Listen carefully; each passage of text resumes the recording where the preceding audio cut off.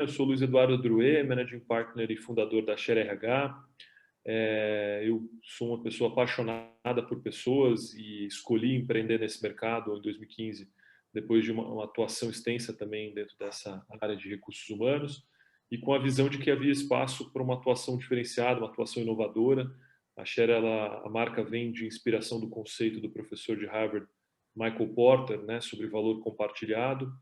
E desde o começo a gente procura ter uma atuação muito conectada com um propósito, né, de gerar valor para toda a comunidade de recursos humanos, para todos os stakeholders envolvidos no nosso projeto. Hoje a gente se posiciona como hub de soluções em RH, tendo uma atividade muito forte em recrutamento e seleção, desde posições executivas até posições intermediárias e entry-level.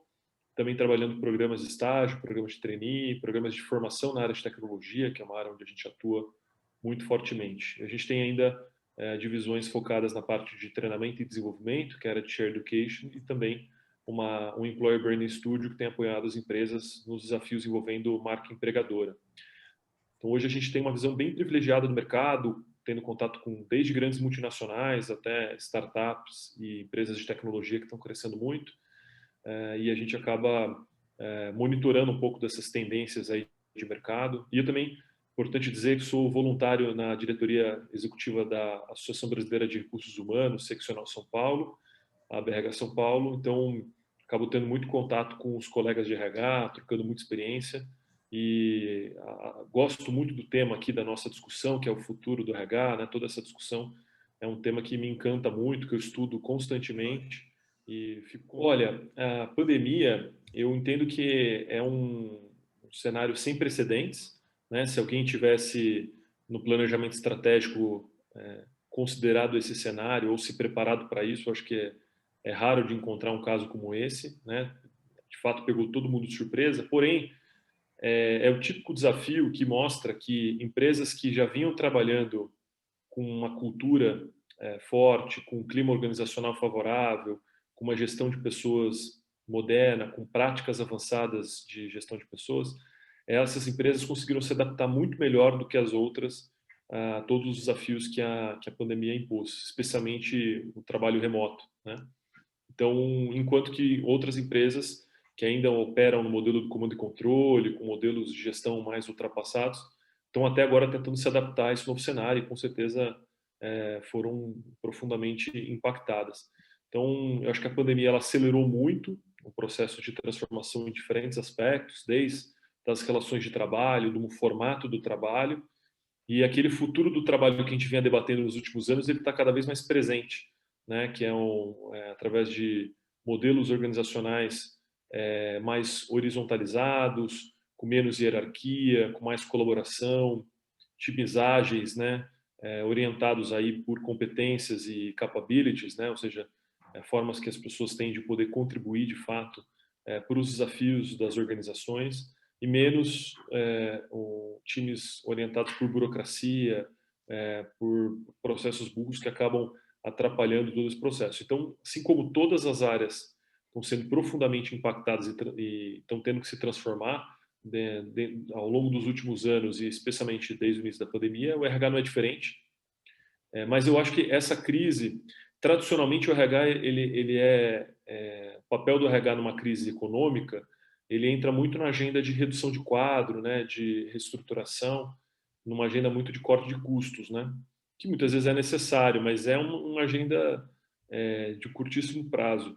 E eu acho que o que mudou dessa crise das outras é que o RH, até pela característica dela, né, os desafios que essa crise impôs a forma de trabalho, fez com que o RH fosse alçado para um papel mais estratégico, né? Não só nessa agenda de reestruturação, mas principalmente numa agenda de sobrevivência do negócio, ou seja, como que cada operação se adapta a esse novo contexto, como que ela se mantém competitiva, e agora, com o prolongamento da crise, como que a gente mantém com que as pessoas estejam saudáveis mediante os desafios que vêm se prolongando, né? Que acabam impactando muito na agenda de saúde mental, né? Saúde emocional dentro das organizações. Você tem algum exemplo de alguma atitude que foi tomada exatamente para resolver um problema que tenha sido criado durante esse período, do começo da pandemia? Olha, dentro da nossa realidade, a gente já tinha uma cultura favorável ao home office, mas a gente teve que se adaptar para uma realidade de trabalho remoto. A gente em nenhum momento voltou a operar no regime presencial. Olhando para um período pós-pandemia, a gente já tem como definição que a gente não volta para o modelo anterior, presencial. A gente já tem pessoas que foram contratadas nesse período que são de cidades onde a gente não tem escritório, portanto, vão permanecer no trabalho remoto mesmo depois da pandemia. E o nosso modelo de trabalho vai ser um modelo híbrido, né? Então, acho que primeiro esse modelo de trabalho teve uma alteração importante né, durante a pandemia, e a própria gestão interna, né, a forma como a gente se comunica com o nosso time, a forma como a gente faz gestão de pessoas internamente mudou significativamente, né? Muito do que a gente procura contribuir com os nossos clientes no dia a dia deles, a gente teve que colocar em prática também dentro da nossa realidade. A gente, assim como outras empresas tiveram que, no primeiro momento, passaram a todo assunto que tinha discussão, criar uma nova reunião, uma nova call, né? E aí entrou naquela agenda infinita de segunda a sexta, das 9 às 18, de uma maratona de calls. Nos últimos meses, a gente tem repensado muito disso para encontrar um modelo mais sustentável, que exija menos dos nossos colaboradores, né? Para que, no primeiro momento, a gente viu que a produtividade aumentou muito, mas a gente entendeu ao longo do tempo que isso não era sustentável a longo prazo. Então, a gente tem tentado fortalecer cada vez mais essa agenda de saúde emocional junto aos nossos colaboradores, para criar meios para que cada um deles encontre esse equilíbrio, né? Essa é uma agenda muito individual, dessa agenda work-life balance, né? E esse tem sido um foco da nossa atuação desde o início da pandemia, trabalhando no modelo Das híbrido, né? mudanças. Voltar ao modelo de trabalho presencial realmente está descartado, porque a gente percebeu que isso, que a gente tem conseguido ser muito mais produtivo, e passado o período da pandemia, alguns benefícios desse modelo de trabalho que hoje não estão sendo percebidos ou aproveitados por conta do isolamento social, a gente espera que eles vão fortalecer ainda mais esse modelo, né? Ou seja, na medida em que as pessoas puderem conviver normalmente, poder visitar seus familiares, estar com seus amigos, ir no cinema, no shopping e poder relaxar nas horas vagas do trabalho, o modelo híbrido de trabalho, né, valorizando o trabalho remoto, ele tem tudo para se mostrar um modelo definitivo, pelo menos dentro da nossa realidade. E o que não deve permanecer depois de todo esse processo? Você imagina que vai ser revertido e vai, inclusive, assim, que era esperado para o futuro e que esse laboratório de mudanças ele viabilizou pensar? Eu acho que uma coisa que a gente aprendeu ao longo desses quase 14 meses aí de pandemia e de trabalho remoto é a importância do encontro presencial. Então, mesmo aquelas pessoas que foram contratadas nesse período e vivem em cidades onde a gente não tem escritórios, não tem intenção de ter, a gente deve planejar momentos para que essas pessoas estejam com seus times, se integrem com o restante dos colaboradores, de novo, de forma planejada, não com uma frequência semanal, porque muitas das cidades são distantes, mas pelo menos com encontros mensais. Isso, com certeza, a gente não vai abrir mão desse contato presencial, planejar bem esses momentos para tirar o máximo proveito dessas interações, porque a gente entende que isso vai ser muito importante para o fortalecimento da nossa cultura, né? Esse modelo 100% online, que no primeiro momento pareceu modelo definitivo, a gente percebeu ao longo do tempo a falta que esses encontros não planejados, né, aquele cafezinho, aquele almoço junto, tudo isso definitivamente faz falta, e por isso que a gente aposta muito no modelo do regime de trabalho híbrido, para equilibrar um pouco desses dois modelos e aproveitar o melhor de cada um dos dois cenários. Uma das tendências que é muito falada em relação ao futuro da RH é a perspectiva de desenvolvimento ou contratação de pessoas por projetos, um processo de certa instabilidade da relação, ou seja, de uma certa informalidade, né? Até que ponto que isso foi testado também e isso pode ter gerado uma reavaliação? Olha, eu acho que nesse aspecto, quando a gente pensa a longo prazo, eu vejo um caminho sem volta, né? Em relações cada vez orientadas por projetos e menos contratações permanentes, né? Eu acho que é um caminho inevitável nessa direção. Óbvio que por ser algo novo, que muda radicalmente a forma como as pessoas se relacionam com o trabalho, tem muita experimentação e vai ter muito aprendizado nesse processo. Durante a pandemia a gente experimentou isso com resultados positivos, a gente viu no mercado diversas empresas também experimentando esse modelo. E é óbvio que tem muita coisa em debate, né, em termos de garantias dos direitos, né, do trabalhador e uma série de aspectos importantes que precisam ser levados em consideração, mas eu particularmente tenho uma visão otimista, dessa discussão, inclusive sob a perspectiva de realização profissional. Eu acredito que quando a gente pensa no Ikigai, que é aquele modelo que equilibra 4 dimensões do trabalho, né, aquilo que eu gosto de fazer, aquilo que eu faço bem, aquilo que o mundo precisa e aquilo que me pagam para eu fazer, o equilíbrio dessas 4 dimensões é muito difícil de você atingir plenamente o propósito, né, o equilíbrio desse modelo com uma única posição de trabalho, né? Algumas pessoas têm esse privilégio de conseguirem equilibrar todas essas dimensões, mas o cenário mais comum é efetivamente das pessoas precisarem acumular mais de um trabalho, né, para conseguir preencher todas essas dimensões da sua relação com o trabalho, né? E isso, por isso que eu acredito que, na medida que as pessoas se relacionarem com o trabalho através de projetos, vai ser mais fácil dessa compatibilização, tá? E tudo que, olhando para economias como a dos Estados Unidos, a gente vê esse fenômeno com muita força, né? O que eles chamam de gig economy, né? Esse futuro do trabalho.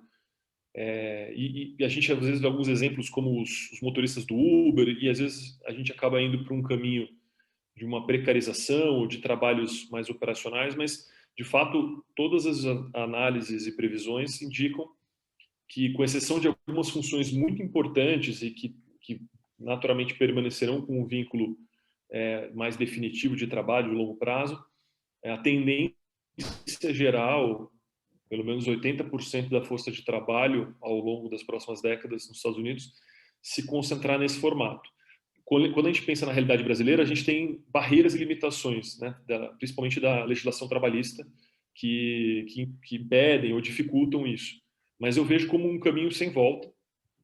De novo, tem muita coisa para ser amadurecida, muita coisa para ser debatida, mas eu, particularmente, de novo, tenho uma visão otimista de que, através desse formato, as empresas vão ser mais competitivas e os profissionais vão conseguir ter uma relação mais plena com o trabalho, se realizar mais e encontrar uma felicidade plena através das suas atividades profissionais. Isso muda alguma coisa para o papel do RH, do profissional de RH? Qual que é o impacto? Olha, o impacto ele é tremendo, porque ainda que o ciclo de vida, né, o ciclo de um profissional, de vida de um profissional dentro de uma empresa, ele venha diminuindo, hoje você pode considerar uma média aí de uns 2 anos e meio, 3 anos de ciclo médio, sendo que tem algumas pessoas que têm ciclos mais curtos e outros mais longos. Você tem um processo todo de toda essa jornada do colaborador, desde o processo de atração, seleção, um onboarding, desenvolvimento, gestão de desempenho, e todo esse ciclo, ele é um ciclo que tem 2 anos e meio, 3 anos, ok. Na medida que você passa a ter um modelo de gestão de pessoas dessa forma, onde as pessoas se conectam por projetos, esses ciclos vão ficar, em geral, mais curtos. Nada impede que exista uma recorrência desses projetos e, eventualmente, as pessoas possam até ficar mais tempo trabalhando com as organizações, mas com ciclos de projetos mais curtos. Então, isso vai representar um desafio para a organização, para o RH, e o RH naturalmente vai ter que se adaptar a essa realidade. Por isso que a gente tem visto com bons olhos, né, o RH ágil, né, que é a adaptação da filosofia ágil para a realidade do RH, e a gente tem visto empresas, operações de RH já se preparando para conseguir responder com maior prontidão a essa demanda que vai ser mais dinâmica, né, das relações de trabalho, né?